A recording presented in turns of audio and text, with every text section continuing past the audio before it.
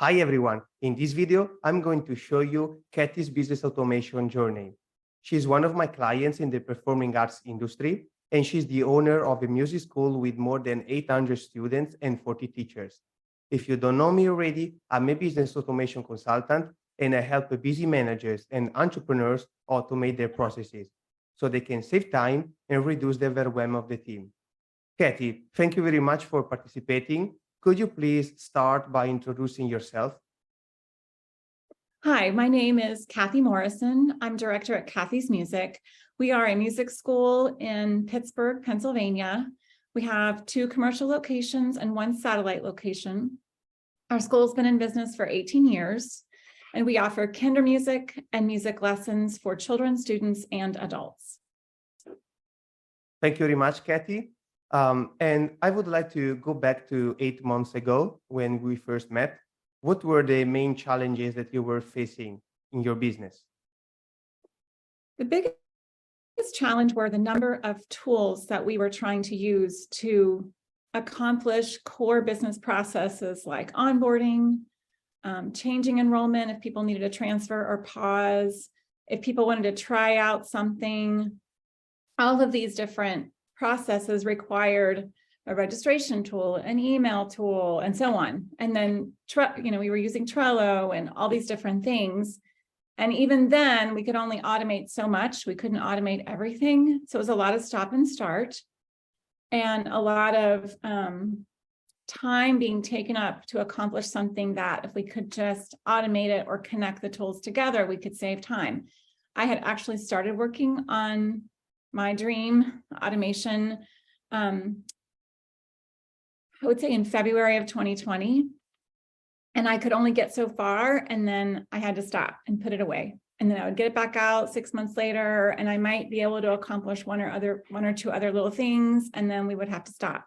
So it really wasn't making the kind of progress that I needed to do in order to run smoothly and stop the team from being so overwhelmed. Okay. Yeah, that is a problem that I always see, like in the companies, because many times the internal team starts to implement the automations and things like that, but then at one point they can't keep up with the work because, of course, they also have something else to do. So that's why having an external consultant can be a plus for the business because he or she can get you where you want to go faster. We can say that business automation helps you in 2 ways. The first way is that you streamline the processes, so you spend less time on repetitive tasks. And the consequence is basically the second way. So you have more time to focus on tasks such as talking to customers and potential customers. So it benefits your retention and conversion rate. The process that we went through is composed by different phases: the analysis phase, the implementation, training to the team, testing and refining, and then support to the team. I would like to explain a little bit better those phases. So maybe we can start with the first one. What was included in the analysis phase? We did a thorough investigation of the current processes we were using. I interviewed my team. Again, I knew what the processes were doing, but just to make sure nothing had changed. And then we had actually taken time in January of last year, just before you and I started the analysis phase, to document everything one more time so that we could hand documents over, but also I kind of kept them in reserve so that if in the process we needed to go back, we would have a record of the way we used to do things. So that was really convenient. I was able to hand those over to you and say, okay, this is how this process works. This is how this process works. And really quickly, we began to show you all the different tools and all the different timelines. And the challenge for us was trying to create consistency for customers. And so it became pretty obvious why we were having trouble doing that.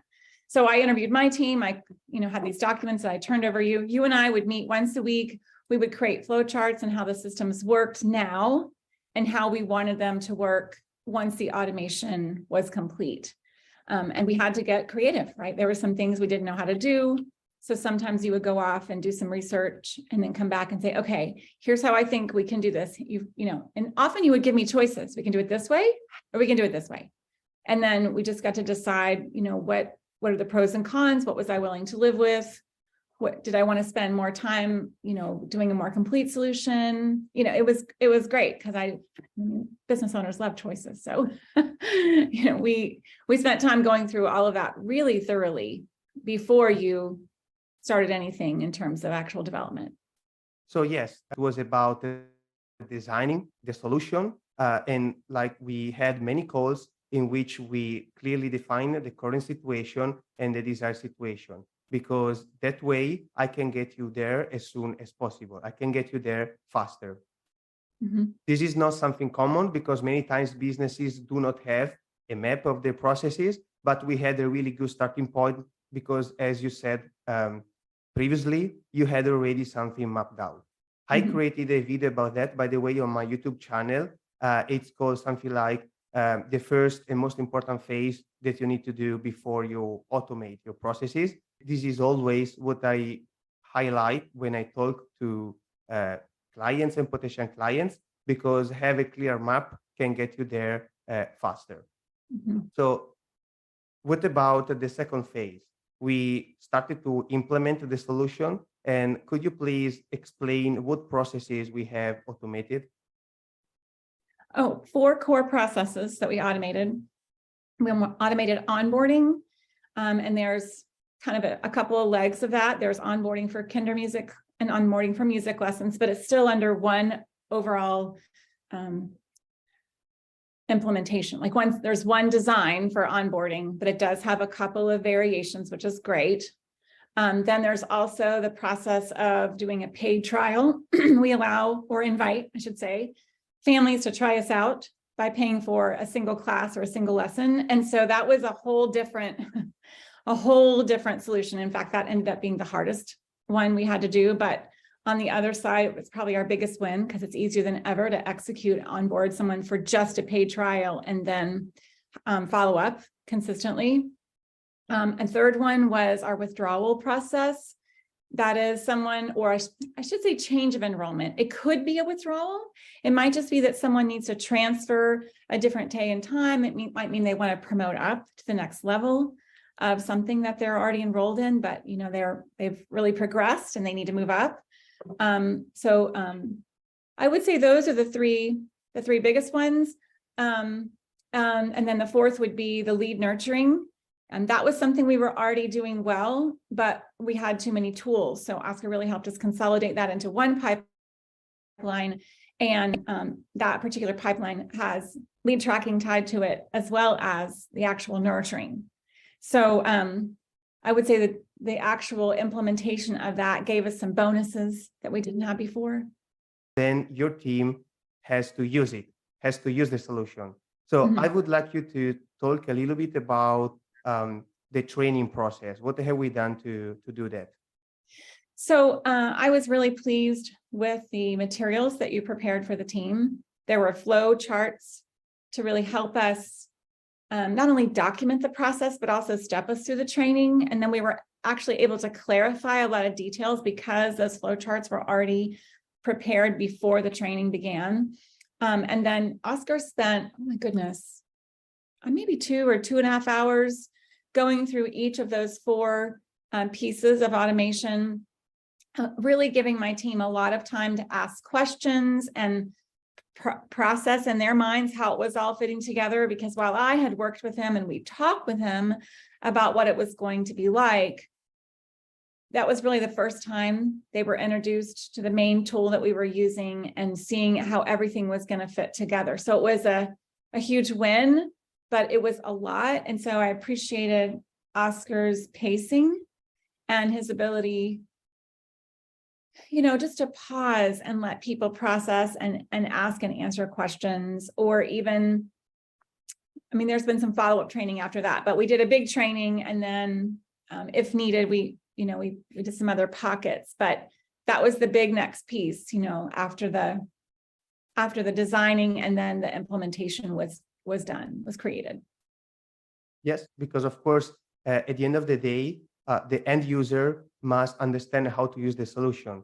So creating these, let's say, knowledge base helps businesses to be also more scalable. So if you need to explain to a new employee how to use the system, you have already something to start with.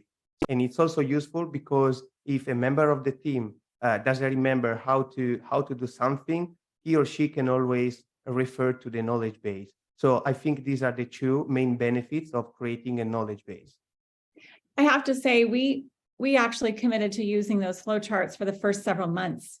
So we kept them right by us, because anytime you want to create a new habit, you kind of have to really work at it. And so those charts were invaluable to us for months. And then as we have questions, we just go back and say, okay, do we completely understand what's happening here? What's happening here? Like if a question comes up, or if we're training somebody new, it is really great to get those back out and say, okay, now here's your set. And you need to sit and work with this every day, for several weeks until you really feel like you've mastered it. And the following phase, it has been the testing and refining phase. So after I trained the team, then I started to also test and refine the solution. So could you please explain this phase? We committed a good 4 weeks to that. Initially, I would say every time we have a big change, we try to set aside some time, and we also try to choose that time wisely so that it would be a business time when we could handle testing something new, and the volume would give us enough to do a test, but not so much we were overwhelmed. So I think that's really important when you're planning everything out to think about when you want to start that. So we had about 4 weeks where we were testing everything. And a lot of it was flowcharts next to us, making sure we were doing it correctly, and then checking in with team members. Am I doing this right? Because again, once upon a time, we had all these tools we were using, and now we've moved to just using this one main tool. And that was a little mind-blowing to begin with. But then the testing included going back, making sure all those other pieces were being updated.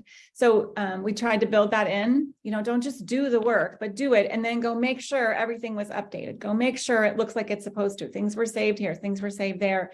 It was, I would say, a little bit of debugging, because we probably discovered some things we didn't know we needed to do, had to be done, right? That's pretty typical.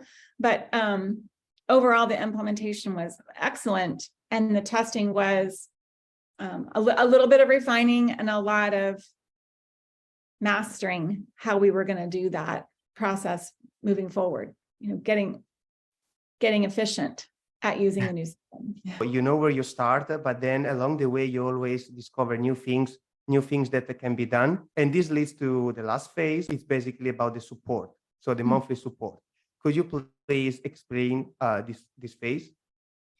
So we identified a single point of contact for support. Sometimes that was me. Sometimes it was another member of the team. But there was only one point of contact for Oscar. So if there were questions or what have you, that person would gather the information. There was typically one call a month, but emails back and forth. By that point, we were really good at working that way. And it's been a great use of our time, a great use of his time, in that we felt like we could tell him what he needed to know and show him, hey, we can't get this to work right. What are we doing wrong? And sometimes it would be that we'd forgotten to do something. And sometimes it would be that we would discover something new. A couple of times we discovered some changes we needed to make to the database because we changed seasons in the year. So that was really interesting, because we're very cyclical. We were working in the spring, and then as we got to the fall and we were starting a school year of music lessons, we, just discovered some things that we hadn't come across yet. And so it was great to be able to say, hey, we realize we need this. Can you add that? Or, we need a different stage in a pipeline, or whatever, whatever it was. Or in some cases, we actually realized that we could simplify. And so that was really great to be able to go, okay, now that we've done this for a while, we realized that we kind of overdid it in this one step. Can we just make this simple and just do this one thing instead of these 3 things? And so I appreciated that. Not only was he supporting any bugs, and I want to come back to that and just talk to other people about what a good job Oscar does with that, but The ability to tweak some things because we were still learning, like that learning process is it just keeps going on for a while. I can't say enough about Oscar's determination and commitment to resolving any issues that may be popping up, occurring between integration of tools. Sometimes tools are supposed to work together a certain way and they don't, Yeah. And I did not have to worry about that. He took that on. He would work with the people on the tool. I could just pass stuff back and forth if I even needed to do that. Sometimes he was able to work with them directly. That is worth every penny of support because I don't have the time and I don't have the focus. I think that's a better word. I could carve out some time, but it would be in such small chunks. I couldn't stay focused long enough to get where I needed to go. So to have someone that would really help me with that well, it's been amazing. Yep. As you said, like during one of the first calls that we had, you have a business to run. So sometimes it's better to delegate like some tasks because you want to use your time wisely and you want to use your time for more valuable activities, such as I mentioned before, talking to customers and potential customers. Now, Kathy, could you please briefly describe how the processes look like right now, the main processes? So now all of our solutions are built into pipelines and ActiveCampaign, and each pipeline has an owner on the team, and their job is to go in each day and to quote unquote manage their pipeline. So there are stages where someone might be needed to be onboarded, or they might need to be followed up because they're a lead, or it might be someone who has a change request, different class or a withdrawal, or there might even be a paid trial. Someone's trying us out. So those are there are 4 core processes for operations, and they are managed by different people based on their role. And if someone comes in the morning and it's mostly inside ActiveCampaign. There are a few things that we have to do outside of ActiveCampaign, like post fees and run tuition. We can't do that in ActiveCampaign. Yeah. But we have to fill the pipeline with some forms on our website. Oscar created forms for us to do that, so that's been great. The lead pipeline is actually all automated. We don't touch that one internally. We can if someone calls us and gives us that information, but mostly that's being automated from our landing page or from our website or from Facebook. And so that's great. Leads just come in and they just show up on that pipeline, and my lead person works the pipeline.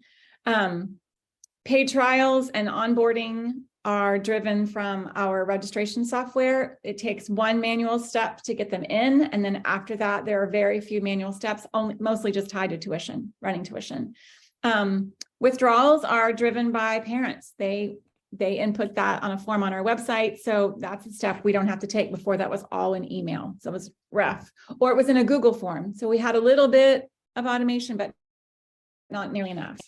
So now I would say that with this new solution and reducing the number of tools that we are physically touching, and in some cases, we just eliminated tools altogether that we didn't need anymore. We've probably cut our time down by about 40%. From what we had before we started automating. I would say a more important measure are the reduction in errors. Because it's not so manual anymore. Not only is it faster for our customers, but it's more consistent and less errors that we have to go back and fix. Or in some cases, we just didn't find. We would stumble on them later. So those are a little bit harder to measure, but I can tell that it's much, much higher. Well, I can tell how fast we're getting things. I mean, to get someone onboarded within 24 hours after they register is amazing. Because sometimes, you might have a day where 10 or 12 registrations come in, and then the person doing that is also doing other things. That's not the only thing they do. And so to be able to do everything for them, all that onboarding in a couple of hours instead of it taking all day long, and then they might not finish, or errors or whatever. So that's been huge. So it's faster to the customer, less time for our team members, less overwhelm. It gives that weight, right? It's like feeling like you can never check stuff off the list because you can't get it done. More comes in before you can process the last things. Yeah. Thank you very much for your time today. And for those that are watching this video, I suggest that you watch other videos that I publish on my YouTube channel, so you can learn more about business automation in general, and also you can learn more on how to make the most out of sales and marketing automation. Thank you very much. Ciao.